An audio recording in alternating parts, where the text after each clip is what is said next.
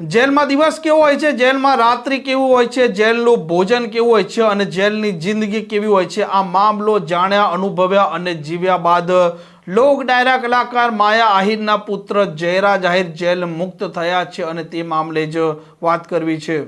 વૈષ્ણવજન તો તેને કહીએ જે પીડ પરાઈ જાનાને રે.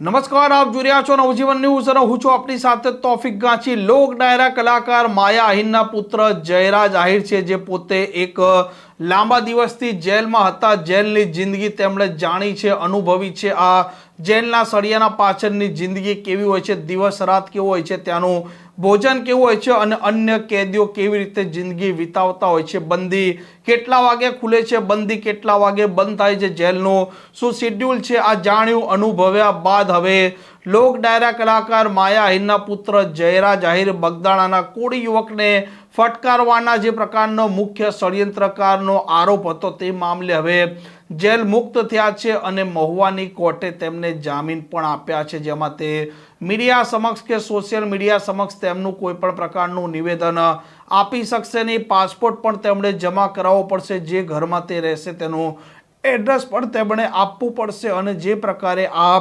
વિવાદ ઉપસ્થિત થયો હતો, તેમાં માયા આહિરના પુત્ર જયરાજ આહિર પર કોળી સમાજ એટલે આક્રોશિત હતો કે કોળી યુવક નવનીત બાલદિયાને જે પ્રકારે માર મારવામાં આવ્યો અને આરોપીઓએ નવનીત બાલદિયાનો વિડીયો પણ બનાવ્યો. આ વિડીયો વાયરલ થાય છે, જેના કારણે કોળી સમાજ આક્રોશિત થાય છે. કોળી સમાજના ધારાસભ્ય, સાંસદો પહોંચે છે મુખ્યમંત્રી ભૂપેન્દ્ર પટેલના પાસે અને ત્યાર પછી સીટની પણ રચના થાય છે. સીટ અલગ અલગ દિશામાં તપાસ પણ કરે છે અને અંતે જયરાજ આહિરની ધરપકડ કર્યા બાદ તે જેલમાં ધકેલાયા હતા અને મહુવાની કોર્ટમાં ફરિયાદી પક્ષ અને આરોપી પક્ષ છે, તેમની જે પ્રકારની દલીલો હતી તે દલીલો સાંભળ્યા બાદ આજે સેશન કોર્ટે ચુકાદો આપ્યો છે અને આ મામલે કોળી સમાજના અગ્રણી અને મુખ્ય ફરિયાદી પોતે નવનીત બાલદિયા કહી રહ્યા છે કે આ ચુકાદાને તે હજી ગુજરાત હાઈકોર્ટમાં પડકારવાના છે અને જો ગુજરાત હાઈકોર્ટમાં જયરાજ આહિરના વિરુદ્ધમાં કોઈ પણ પ્રકારનો નિર્ણય